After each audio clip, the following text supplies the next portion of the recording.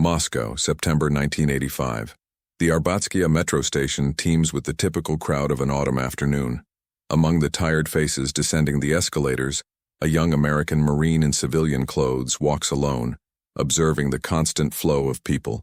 Clayton Lonetree, 25 years old, a security guard at the United States Embassy, recognizes a woman in front of him. He has seen her before, in the embassy corridors.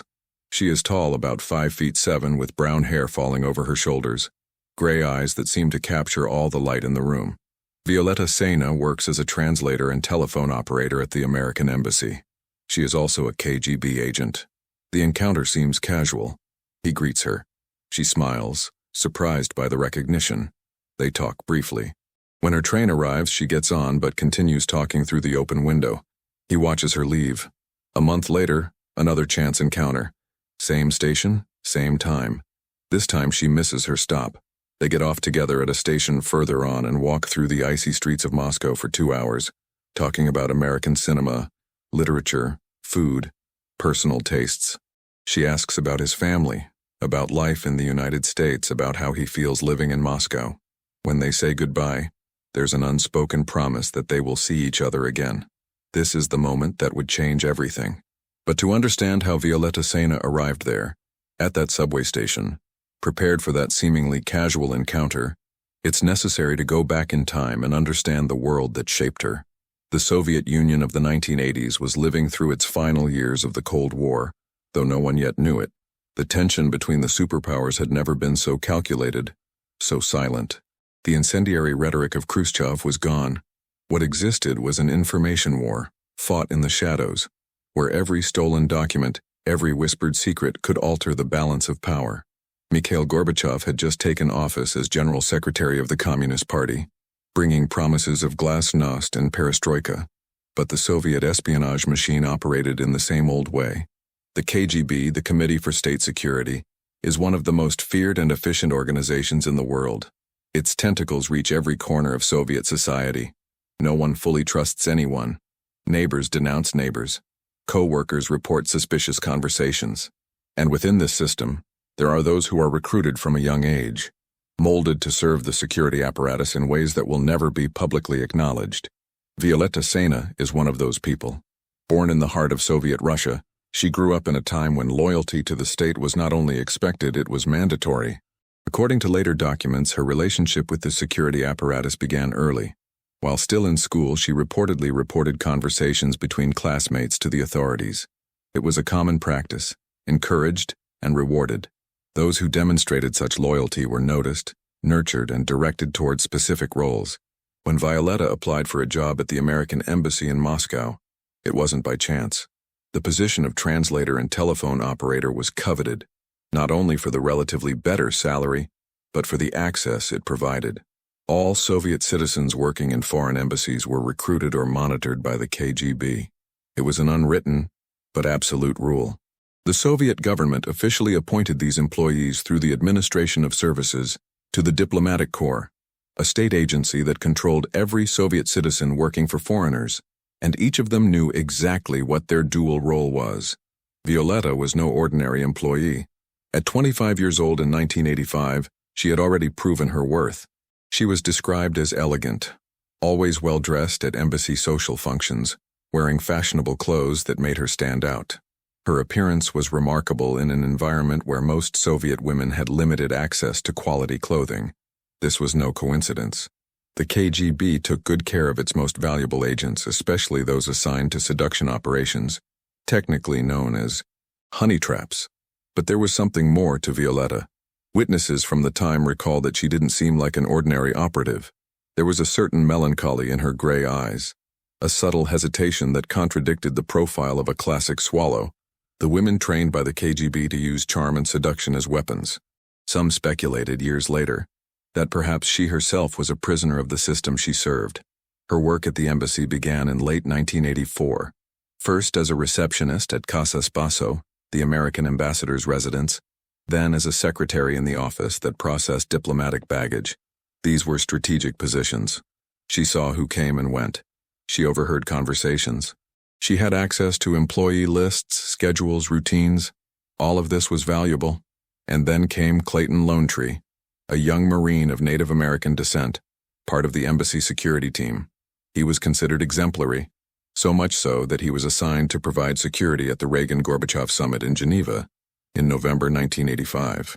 But he too was alone, in a hostile city far from home, battling the loneliness that gnawed at many of the American guards in Moscow.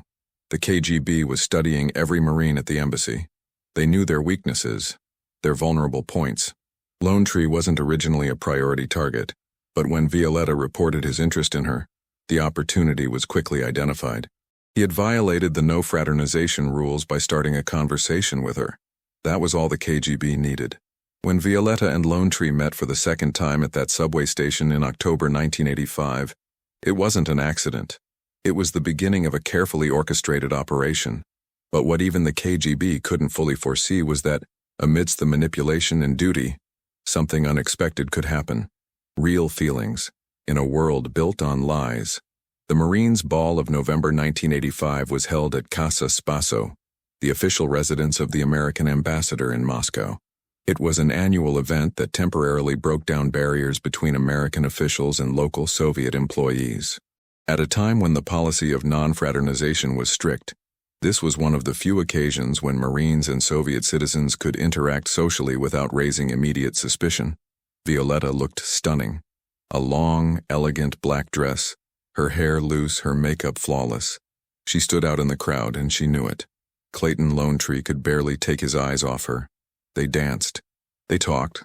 They laughed together. For him, it was thrilling to be near her in a public, almost official setting. For her, it was work, but perhaps something more as well. In the days that followed, the meetings became more frequent, always discreet, always careful. Lone Tree knew he was violating serious regulations, but the heart weighs more than reason when one is in love. They met in her friends' apartments, in secluded places where they wouldn't be easily recognized. They talked about everything, from politics to personal dreams. He told her about his Native American heritage, about growing up between two cultures in the United States. She listened, asked questions, built a connection, and then, inevitably, she introduced him to Uncle Sasha. Alexei Yefimov didn't seem threatening initially. He was introduced as a member of Violetta's family, a beloved uncle who enjoyed talking to foreigners and learning about America. During their first meetings, the conversations were light, about American food, movies, and cultural differences. Lone Tree even enjoyed Sasha's visits. It was comforting to have someone besides Violetta to talk to in Russian, someone who seemed genuinely interested in her life. But gradually, the questions changed. Sasha started asking about the embassy. Nothing too specific at first, just curiosities about what it was like to work there, about the routine, about other employees. Lone Tree didn't notice the subtle transition. By the time she did, she had already said too much. Violetta's transformation, however, was another story. She hadn't been molded in weeks or months, but over years. Her training as a KGB agent didn't follow the traditional pattern of spy schools. She didn't go through the Red School of Intelligence, where swallows were trained in seduction techniques, psychological manipulation, and information extraction. Her path was more organic, more insidious. From adolescence, Violetta had demonstrated the quality most valued by the KGB: absolute loyalty to the state. Reporting on colleagues' conversations was not seen as treason in her circle, but as a civic duty. Those who did this well were rewarded with better opportunities, access to scarce resources, and privileged positions. It was a system of patronage based on mutual surveillance. When the KGB identified her potential for more direct work, she was gradually prepared. There was no dramatic recruitment ceremony, no formal oath, just conversations with officers who explained what was expected of her, meetings where she was instructed on how to observe, what to report, how to cultivate relationships without raising suspicion. Her position at the American embassy was obtained through a lifetime of collaboration with the security apparatus. She knew the rules of the game. She knew that every conversation with American officials had to be reported, every detail observed, every opportunity exploited. The payment came in the form of a decent apartment, imported clothes, access to special stores where Western products were available to the elite. It was a comfortable life by Soviet standards, but there was a cost. Violetta couldn't trust anyone completely. She couldn't share her fears, her doubts, her real hopes with anyone other than her KGB supervisors. Her life was divided into compartments. The Violetta who worked at the embassy, smiling and helpful. The Violetta who secretly met with Lonatri, building calculated intimacy. The Violetta who reported to her superiors, describing every detail of the meetings, and perhaps hidden deepest the real Violetta, who could never emerge. Her training was continuous and practical. After each meeting with Lonatri, she met with her supervisors. They analyzed every word exchanged, every reaction from him, every opportunity to deepen the connection. She received specific instructions: what questions to ask, what emotions to demonstrate, how to guide conversations to useful areas without being obvious. And it worked. Lonatri was completely smitten. He started drinking more, isolating himself from the other Marines and constantly thinking about her. When he was on duty, his mind wandered to their next dates. When Uncle Sasha started asking for small favors, innocent information that wouldn't hurt anyone, Lonatri hesitated only momentarily. The first piece of information he passed on was relatively harmless. Old floor plans of the embassy that he assumed the Soviets already possessed anyway. Photographs of staff that he believed were public knowledge. He convinced himself that he wasn't really betraying anyone, just keeping Sasha happy so he could continue seeing Violetta. The KGB knew that even seemingly redundant information was valuable. Even though they already possessed the embassy blueprints, having them confirmed by an inside source increased confidence in their accuracy. Names they suspected belonged to CIA agents could now be verified. Each small piece of information validated other sources, closing gaps in their knowledge. But Lonatri's true value wasn't in the information he directly provided. It was in his position, his access, and most importantly, his vulnerability. The KGB was building an asset that could be used for much greater purposes, although this wasn't yet clear to anyone, not even Violetta. In March 1986, Lonatri was transferred to the American embassy in Vienna, Austria. It was devastating for him. Leaving Moscow meant leaving Violetta. He said goodbye to her with promises that they would find a way to be together, that their love would overcome distances and impossible circumstances. Violetta remained in Moscow, continuing her work at the embassy, but something had changed in her. Those who knew her noticed a deeper sadness in her eyes. Some speculated that she had actually developed feelings for Lonatri, that the operation had become emotionally complicated. When Violetta was eventually dismissed from the American embassy in 1986, as part of a general reduction of Soviet personnel, she found employment at the Irish embassy. It was a less exposed, less strategic position. Some interpreted this as a move by the KGB to protect her, to keep her out of the spotlight while Operation Lonatri continued to unfold in Vienna. The personal cost for Violetta was only beginning to become apparent. She had left behind any possibility of a normal life. Her identity was tied to the Soviet security apparatus in ways that could never be undone. And now, with Lonatri in Vienna being manipulated by other KGB agents, she was trapped waiting, perhaps wondering if any part of it had ever been real. Vienna, spring of 1986. Clayton Lonatri arrived in the Austrian capital carrying not only his duties as a Marine, but also the crushing weight of a secret that was growing inside him like a tumor. He was now stationed at the American embassy in Vienna, a city that during the Cold War served as a neutral meeting point between East and West, a place where spies from both sides conducted their shady business with disturbing frequency. Lonatri was devastated by his separation from Violetta. He drank more and more, isolated himself from the other Marines, and became increasingly emotionally unstable. And then, to his surprise and initial relief, Uncle Sasha appeared in Vienna. The KGB agent explained that he had come to help him, to maintain contact with Violetta, to facilitate communication between the two separated lovers. Sasha now presented himself not as a friendly uncle, but as what he truly was, a Soviet intelligence officer with specific demands. He brought photos of Violetta, letters from her, small gifts. Lonatri received these deliveries like water in the desert, desperate for any connection with the woman he loved. In exchange, Sasha asked for documents, information, access. The pressure on Lonatri increased dramatically. Sasha introduced him to a new contact, a man who identified himself as George, claiming to be a KGB general. The demands became more specific, more dangerous. They wanted updated floor plans of the Vienna embassy, internal phone directories, information on CIA agents working under diplomatic cover, details about security systems. Lone Tree later admitted to providing an old embassy telephone directory and building plans, receiving $2,800 in payment. But the accusations went far beyond that. American investigators later alleged that he had provided names and addresses of undercover American agents, photographs of CIA personnel, details about the work habits of embassy employees, and sketches of the layouts of both the Moscow and Vienna embassies. What Lone Tree didn't know was that he was being groomed for a much bigger role in a far more sinister game. In 1985 and 1986, American agents in the Soviet Union were being systematically captured and executed. The CIA was desperate to identify the source of the leak. The real culprit was Aldrich Ames, a CIA officer who had been selling information to the Soviets since 1985. But Ames was too valuable an asset to be exposed prematurely. The KGB needed a scapegoat, someone to divert attention from Ames. Clayton Lone Tree, a vulnerable and compromised Marine, was the perfect candidate.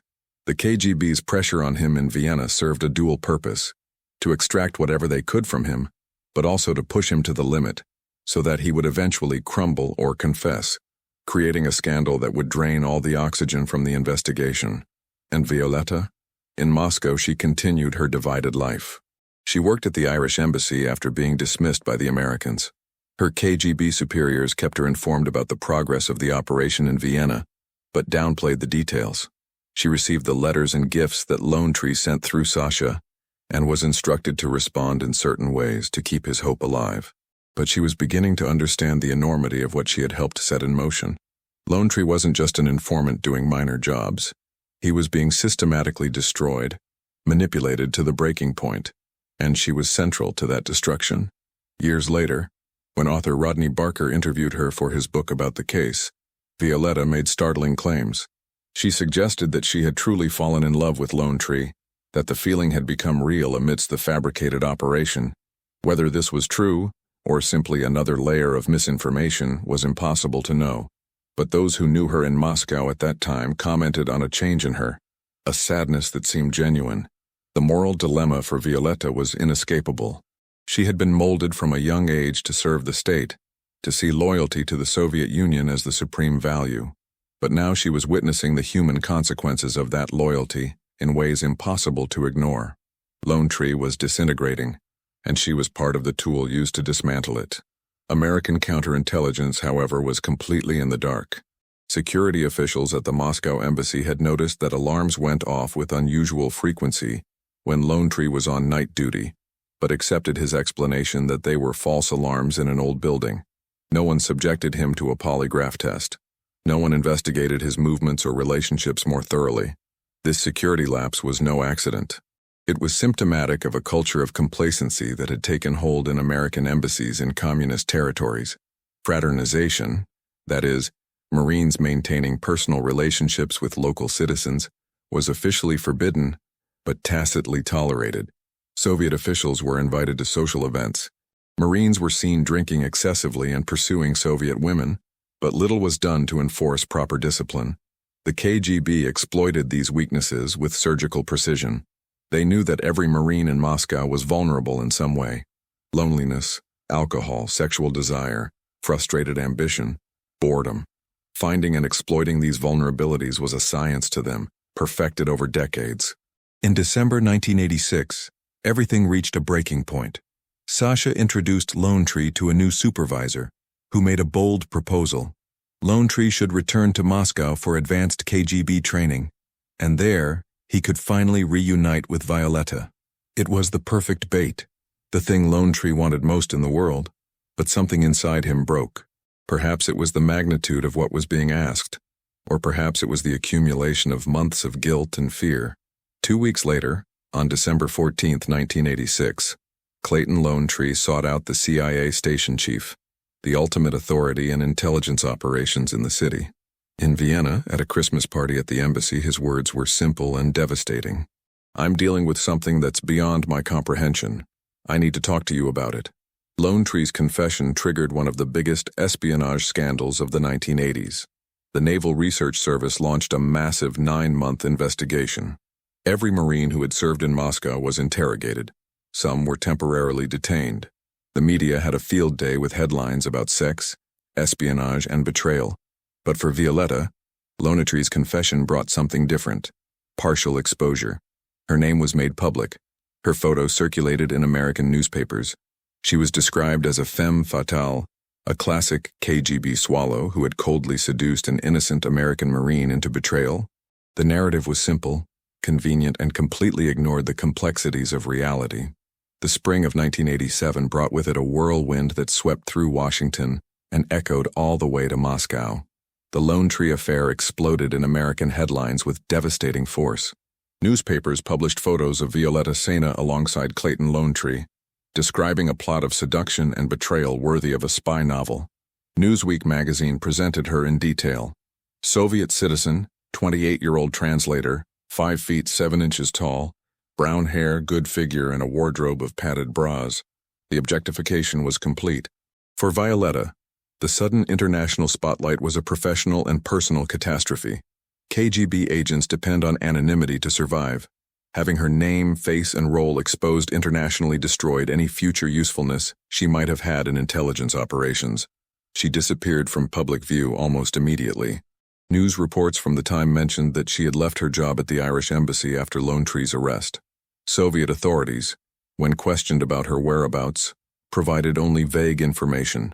One official stated that she was still associated with the Diplomatic Corps Services Administration of the Ministry of Foreign Affairs, but refused to specify where she lived or whether she was still employed. Meanwhile, Clayton Lone Tree faced American military justice. He was taken to the Marine Corps training base in Quantico, Virginia, and held in solitary confinement awaiting court-martial. The atmosphere was one of lynching. Individual Marines volunteered for firing squads. The jury, when it finally convicted him, believed it was being lenient in imposing a sentence of only 30 years instead of the death penalty. The trial, held in August 1987, was spectacular and complex. Lone Tree was charged with 13 crimes, 6 counts of espionage, 3 counts of conspiracy to commit espionage, and 4 counts of violating general regulations. The prosecution painted a catastrophic scenario in which Lone Tree allegedly facilitated the entry of KGB agents into the Moscow embassy at night, allowing them to plant listening devices in sensitive areas, including the communications center. These more serious accusations eventually proved to be exaggerated. Corporal Arnold Bracey, another Marine who initially confessed to working with Lone Tree as a lookout while he let Soviet agents into the embassy, later recanted his confession, claiming he had been coerced into signing a document he hadn't fully read. The charges against Bracey were eventually dropped. But the damage to Lone Tree's reputation had already been done. The more complex truth emerged only years later. Lone Tree had indeed provided classified information to the Soviets: embassy floor plans, internal telephone directories, personnel photographs, details about security routines. But the actual scale of the damage was substantially less than the initial dramatic accusations suggested. More importantly, evidence was emerging that Lone Tree had been used as a smokescreen. Aldrich Ames, the CIA mole who was actually responsible for the deaths of numerous American agents in the Soviet Union, continued to operate undetected. The KGB had achieved its goal: to create a spectacular scandal that diverted attention from the real leak. In 1989, the Commandant of the Marine Corps, General Alfred M. Gray, Jr., wrote an extraordinary letter to the Secretary of the Navy, recommending that Lone Tree's sentence be reduced from 30 to 15 years. Gray wrote that the effect of Lone Tree's actions was minimal. Furthermore, he stated that the Marine's motivation was not treason or greed, but rather the passionate response of a naive, immature, and lonely young man in a solitary and hostile environment. The sentence was subsequently reduced. In May 1988, 5 years were removed due to Lone Tree's cooperation with investigators. Another 5 years were removed in October 1992. A further 5-year reduction was granted in July 1994. In 1996, after serving only 9 years, Lone Tree was released from the United States Disciplinary Prison at Fort Leavenworth, Kansas, for good behavior. But where was VIOLETTA during all of this? She had simply disappeared from the public record. There was no arrest, no trial, no exposure of her activities by the Soviet or Russian media. It was as if she had never existed, except in the pages of American newspapers and in the documents from the Lone Tree trial. Some details emerged occasionally. Lone Tree's father, Spencer Lone Tree, revealed that he had relayed messages from her in Moscow to his son in prison. This suggested that she was still alive, still in Moscow, and still maintained some kind of interest or emotional connection with Lone Tree. But there were no details about her current life, her state of mind, or how she had been treated by the Soviet authorities after the scandal. The collapse of the Soviet Union in 1991 could have brought revelations. KGB files were partially opened, agents were exposed, secret operations were revealed. But VIOLETTA SEINA's name rarely appeared. When Rodney Barker, an American investigative author, managed to locate and interview her for his book, Dancing with the Devil, published in 1996, it was considered an extraordinary journalistic breakthrough. In that interview, VIOLETTA made statements that further complicated the narrative. She insisted that she had truly fallen in love with Lone Tree, that her feelings were genuine despite the KGB operation. She described the dilemma of serving her country while developing real emotions for a target. But as always with intelligence agents, it was impossible to know where the truth ended and the disinformation began. The international impact of the case was profound. The Lone Tree scandal led to a secret presidential review that harshly criticized the State Department and the Marine Corps for neglecting security. All Marines serving in Moscow were replaced. Fraternization policies were tightened. Security systems were revamped. But the human cost was less measurable. Clayton Lone Tree had lost 9 years of his life in a military prison, would forever bear the mark of traitor, and would be remembered as the first Marine in history to be convicted of espionage. His career was destroyed, his reputation permanently tarnished, his life redefined by a few months of vulnerability in Moscow. And VIOLETTA? She had become a ghost. She was not publicly celebrated in the Soviet Union as a heroine. She received no medals or official recognition that could be documented. She was not visibly punished for failing to keep her identity secret. She simply disappeared into the shadows from which she had briefly emerged. This disappearance was no coincidence. It was protection. The KGB looked after its agents, especially those whose exposure could reveal operational patterns or compromise other operations. VIOLETTA knew too much. She had participated in many aspects of the Soviet intelligence machine. Keeping her hidden was both protecting her and protecting the system itself. Reflections on the case inevitably raised questions about gender and espionage. VIOLETTA was described in terms rarely applied to male agents. Her physical appearance, her wardrobe, her seduction techniques. The femme fatale narrative was irresistible to the media, but it reduced a complex intelligence operation to clichés about women using sex as a weapon. The reality was more nuanced. VIOLETTA was part of a system that identified and exploited human vulnerabilities with scientific precision. This system used men and women, each trained for different types of operations. The swallows were just one component. There were male ravens who seduced women. There were manipulators who exploited ambition or ideology instead of sex. There was a whole taxonomy of recruitment techniques. But the focus on VIOLETTA as a seductress obscured more important aspects of the case. She was a product of a totalitarian system that turned citizens into informants from childhood. She had been molded to see surveillance and betrayal as a patriotic duty. When she eventually expressed possible regret or genuine love for Lone Tree, she was revealing the impossible tension between humanity and the demands of the security state. The case also exposed American arrogance and complacency. Embassies in hostile territories operated with inadequate security. Young Marines were placed in high-pressure environments without adequate psychological support, and fraternization with locals was technically prohibited, but tacitly tolerated. These systemic failures created an environment where operations like the one against Lone Tree could thrive. When the dust settled, VIOLETTA SEINA remained an enigma. There were no clear photographs of her publicly available. There were no video interviews. There was no detailed biography, only fragments. Testimony in court, a few paragraphs in newspaper articles, brief mentions in books about Cold War espionage, and the interview with Barker, whose reliability was difficult to verify. This erasure was both operational and symbolic. Operationally, it protected someone who might still have intelligence value or simply knew too much about Soviet methods. Symbolically, it reflected the fate of thousands of agents on both sides of the Cold War. Used, discarded, or hidden when they were no longer useful, their true stories buried under layers of secrecy and disinformation. The collapse of the Soviet Union in December 1991 could have been a moment of revelation for VIOLETTA SEINA. KGB files were partially opened, double agents were exposed, and secret operations were discussed publicly for the first time. But her name remained largely absent from these records. The opening of the files was selective, political, and incomplete. Documents about operations involving living Russian citizens were often withheld or destroyed.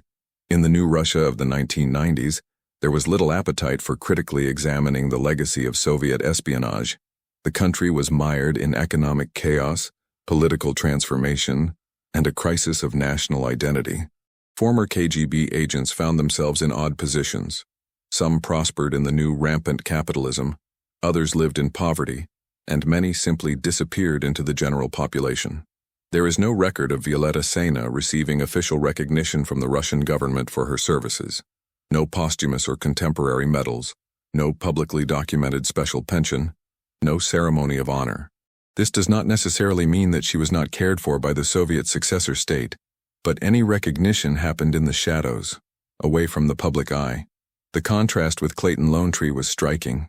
His partial rehabilitation began while he was still in prison. In 1994, when his sentence was reduced again, there was growing recognition that he had been a scapegoat for larger systemic failures. After his release in 1996, he attempted to rebuild his life, remaining largely out of the spotlight but occasionally giving interviews where he discussed regret, manipulation, and lessons learned.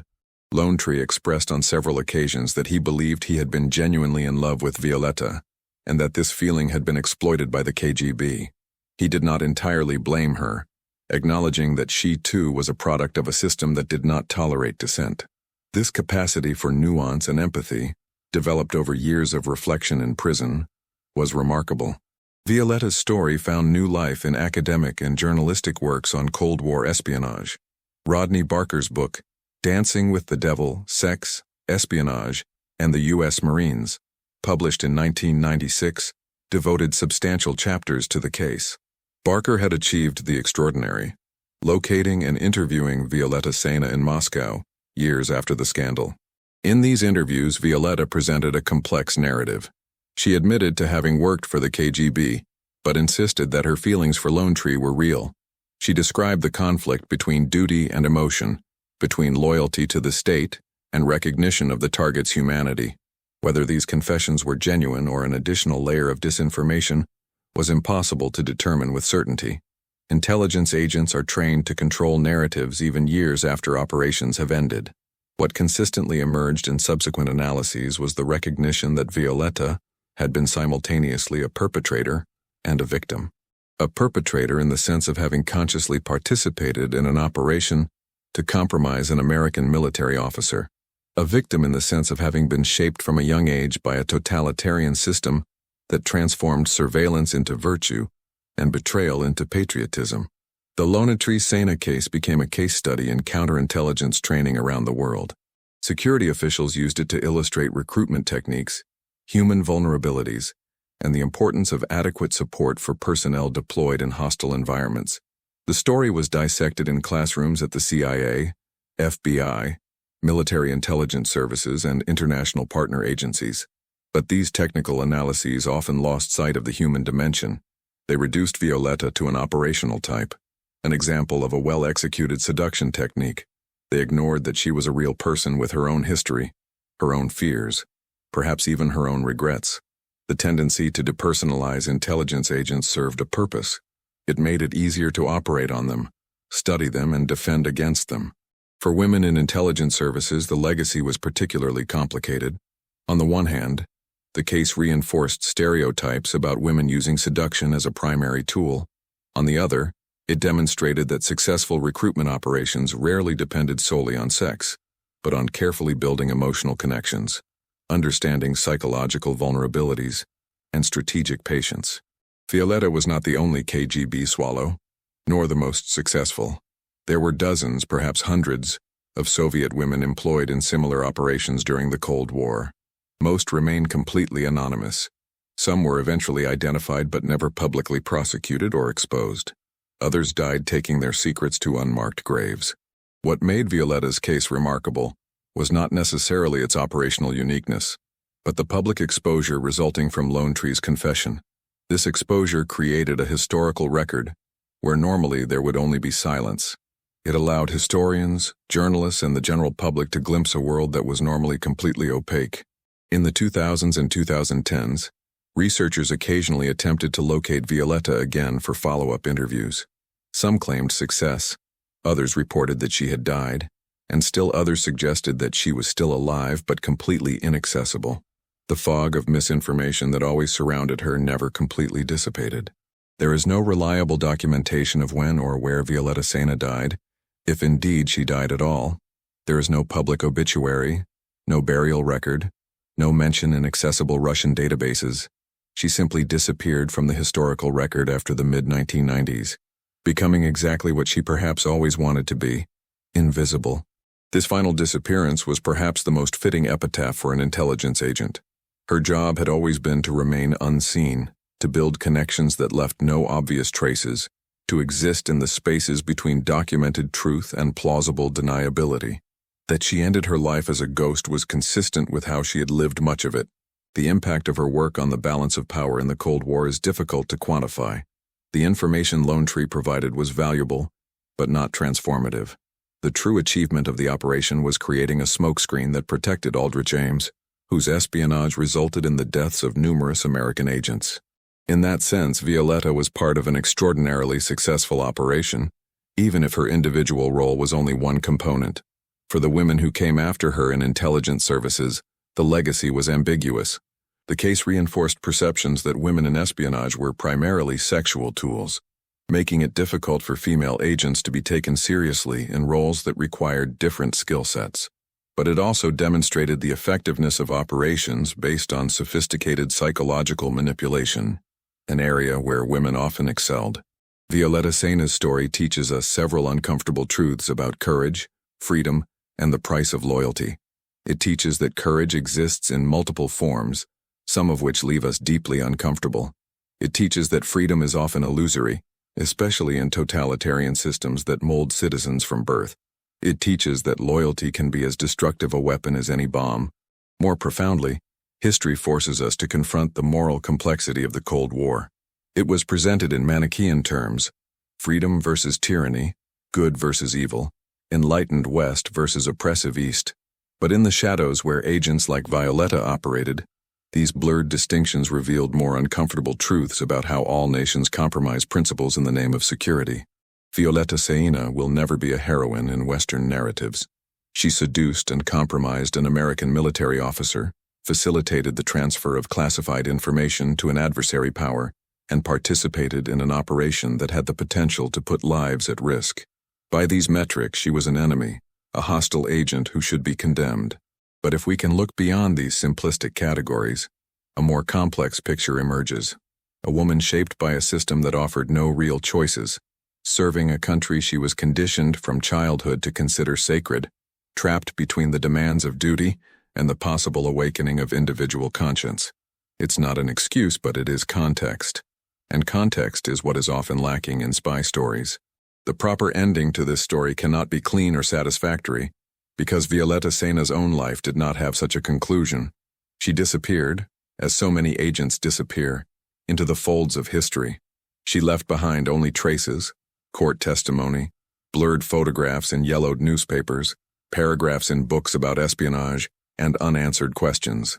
These questions will remain unanswered. Did she die peacefully or embittered?